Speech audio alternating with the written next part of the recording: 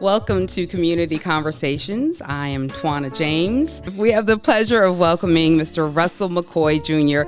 He's a native of Caroline County, Virginia, and the visionary behind the inspiring brand Trailer to Treasure. Russell's journey is one of resilience, transformation, and faith. From facing the challenges of ADHD and learning difficulties as a child, he was confined to what he called the trailer. Welcome, Mr. Russell McCoy, to Black Fredericksburg Radio. Tell me, we want to hear about the beginnings of your life. You are such an amazing person with an amazing aura and energy, but it all began in Caroline County. And I'm going to tell you, growing up was hard. Yeah. It was. I faced a lot of challenges in the school system. I couldn't get it. From an early age. My world turned upside down starting around second, third grade. My most favorite teacher, her name was Miss Karsigi. And I trusted her, I loved her, and she just made everything about school feel fun. And then one day, she called me into an office. I walked in, I saw my guidance counselor, the principal, my parents. It was a whole team of people. And I'll never forget that day when they told me that I had a learning disability. Wow. And I didn't learn the same as the other kids. Now, was there ever any indication of that? Like, were you getting in trouble for your grades or not turning in homework on time? Not that I got in trouble, but it was more, yes, I started to sense at that time, second grade, that I wasn't really up to par, but she kind of made it feel like that I was okay. Right. And no one was teasing you or anything like that. You were just one of the kids. Not at that point. Yeah, I wasn't really being teased. I was one of the kids at that time. And so even my parents would tell me, like, you're good. Let's work on this together, And so I felt, okay. It's just something I'm going through in this moment. But it hit me when I was in that setting at that meeting. And they told me that my class was no longer my class. My teacher was no longer my teacher. So you're talking like a complete life change. But this is the thing about it. When they told me I heard what I was about to become. And I remember seeing these children that were isolated, ostracized, and picked on, ridiculed, all these things. And I always had compassion for other people. And I would feel so bad for them, but also feel like, oh my God, I couldn't deal with that, Yeah. Did it mean going to like special education? Yes, absolutely. Yes, special education. And they were put in a trailer. Like not in the main building of the school? No, we were not in the main building of the school. I get to high school let me say this. The seed was planted the summer of high school. A seed of hope? Yes, that's it. That seed of hope, a glimmer. My father, and this is another thing, my parents once, of course, never gave up on me. But the other thing is, when they stuck in there with me, they also tried to find hope for me. Yeah. An outlet. Yes. And my dad took me to a summer camp, and there was tennis. You almost can feel like you can do something before you even did it. Yeah. It's and like that's how I felt. Inner confidence. You just looked at it and saw, this is something I can do. This is something I'll be good at. Yeah. In that moment, I felt some self-worth. So how did that change your life? Oh, man. It changed my life in such a way because I was always an athlete, but I just didn't know what sport with my athleticism. So when I started playing tennis and I picked it up so fast, people started to notice me. I began to become a little more confident in other areas. And because I had tennis to motivate me, you know what I mean? Because every child's motivation isn't the same. Right. You know what I mean? It could be chess. It could be Boy Scouts. Different things. You got to pay attention to your children. And it seems like your parents were very much in tune Intuitive. With you. Yeah. Yes, they were. They were in tune. And they knew you were capable. They knew I was. Yeah. And the thing is, they didn't stop until they found the thing, right? Mm-hmm. They put the puzzles, they were able to put the puzzles together, the missing pieces. Yeah. And it just fit like a glove. And from there, little by little, I got a little more comfortable and confident in school. And because I had tennis as something to look forward to, I started to find ways to connect with tennis to help me even learn, especially with math, with the equations and learning the dimensions of the tennis court. Mm-hmm. So now you're doing math. There you go. You're getting physical education. You're learning strategy. And I'm sure good sportsmanship in case things don't always work out the way you think. Yeah. That's right. And then that's where also better choices with food came in. Because if you want to be an athlete, you want to be able to eat this way and do this and have your strength. And you're learning nutrition. Yeah. Nutrition. And all of those played a factor in me becoming holistically well. So you started eating healthy in high school? Well, it's not that I started eating so much healthy. Well, I made healthier choices sometimes as far as, I would eat more fruits. I was trying to do a little bit of protein, these different things that I was told would help me be a better athlete. But also my parents learned more and also understood that sugar, hear me what I say. Yes. Sugar. Yes. It does so much to the brain and the neurological side of your body and how that can paralyze you in the classroom when you need your brain to function. Right. So they started stripping down. No, you don't need all that candy. All this ice cream, cutting down on things. It's not because it was like, okay, put them on Ritalin. Put them on. No, my parents was like, not so. Yes. We're gonna dive into nutrition. Yes. And have some healthier choices. So my parents, they wasn't playing. They wanted to make sure that I could be the best version of myself. Yes. And not have to endure the things that I endured in my school career. I didn't have to, but there were certain things that I had to make adjustments with. And food was one of them.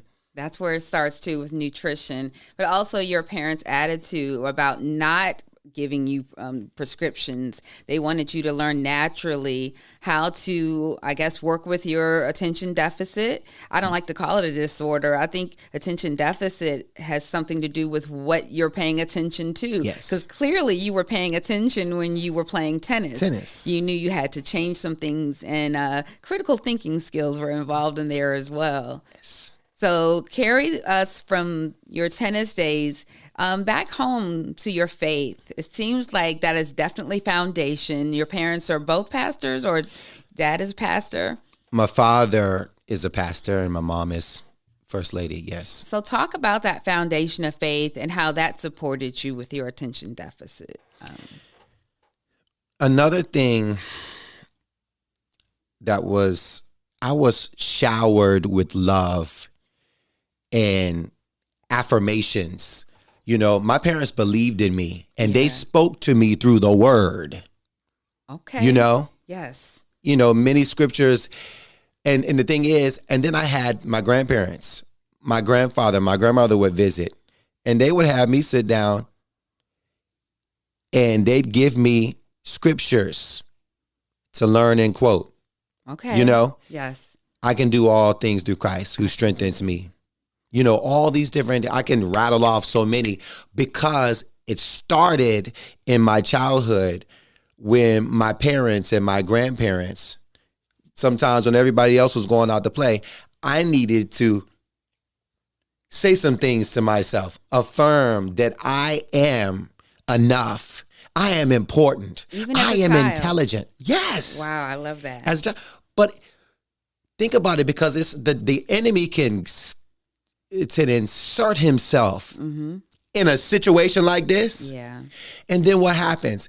You have kids taking their lives, taking others' lives because of the pain that they're enduring. Not feeling worthy. Yeah. Because the problem isn't addressed at the root. You know what I mean? Yes. And my parents was like, no, we've got the true power. And we're going to utilize this tool to make sure this boy gets what he needs, that he's well, and that he can in turn minister to others. That's right. You got to come up out of this thing so that you can be a walking, breathing, living testament to others that are going to come behind you. And testament indeed. I mean, you've taken that from just living that experience to now trailer to treasure. Tell us about this effort of yours and what it means and how it helps others. Well, I'm going to tell you this. Before I even started anything with Trailer to Treasure, years before I was even thinking about being a blessing to somebody else, my dad stopped me in my tracks and he said, "You're going to write a book. And it's going to be entitled Trailer to Treasure." I said, whoa. He said, no. But I need you to listen. Trailer, right? Remembering where you were as a child. You were in a physical trailer. They put you in a trailer classroom. Yes. Yeah. Contained. Okay? Restricted. There were so many things that you had going against you. Being teased and picked on and bullied constantly. You were the outsider, the black sheep. But guess what? God turned that thing around. Okay.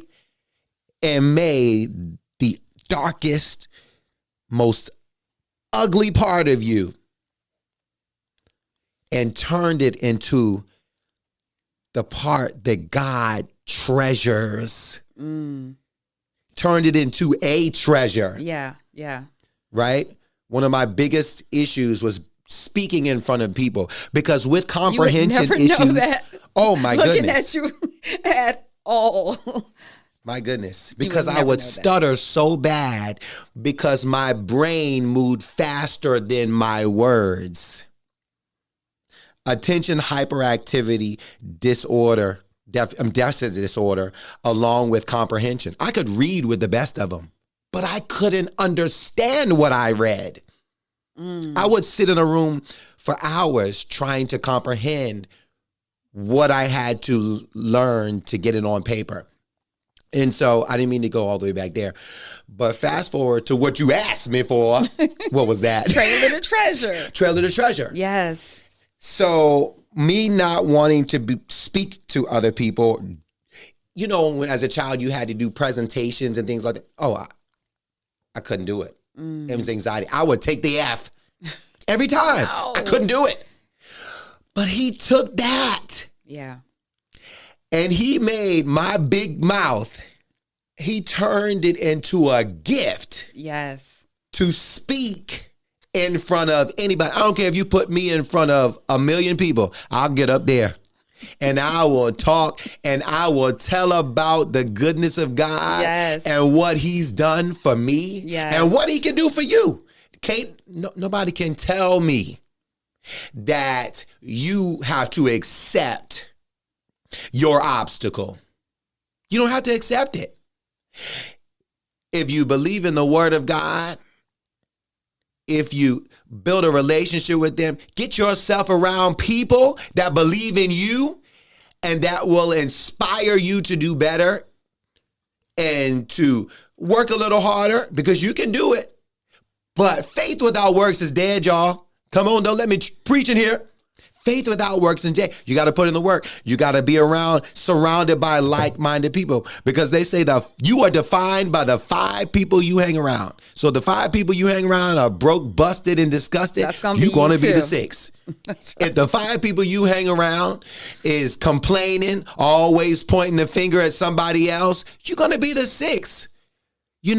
So being connected with my nucleus, which is my parents, and then grabbing hold of some other people along the way, it did my life some good. So with Trailer to Treasure, I go all over the country every week.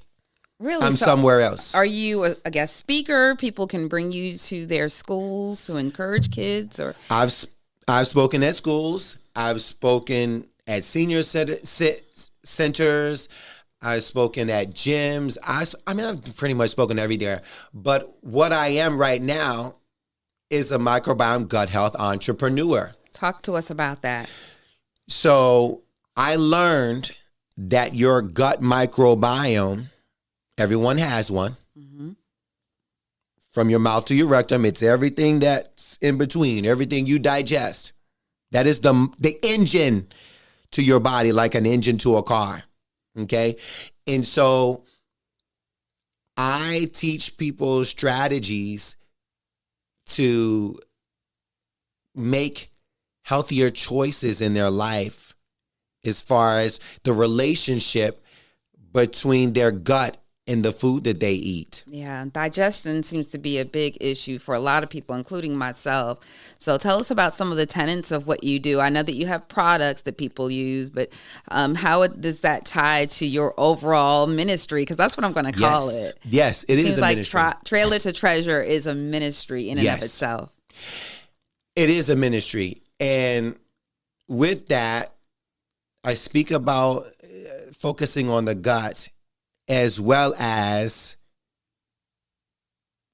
focusing on individuals and what they may be facing at this particular moment, and encouraging them and inspiring them to, through healthy choices with food, relationships,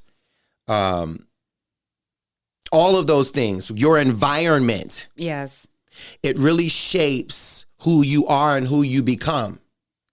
And I take the trauma from my past and use it in a way to help others, to be a blessing, because there are so many people that might not be just dealing with a learning disability.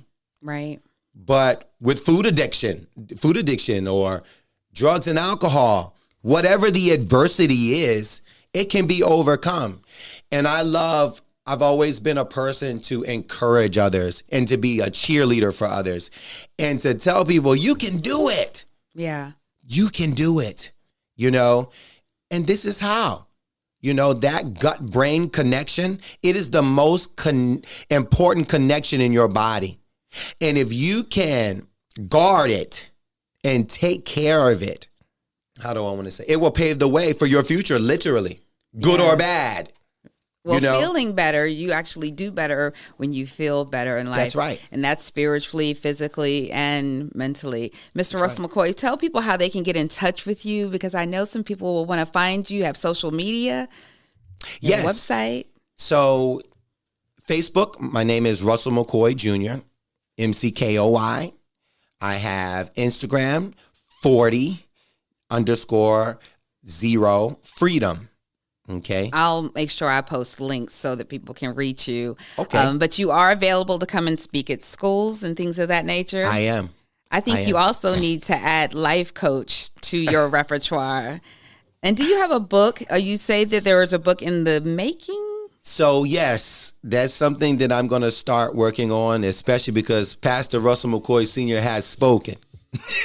And he says you need to write a book. So that's what I intend to do. I agree. I think you need to write a book. You definitely have several books right here, and maybe even a children's book so that young readers who are actually experiencing ADHD or being in a separate classroom, hey, I think we need to work on that. Before you go, we need to touch and agree. We need to touch and agree. Touch and agree. We'll work on that.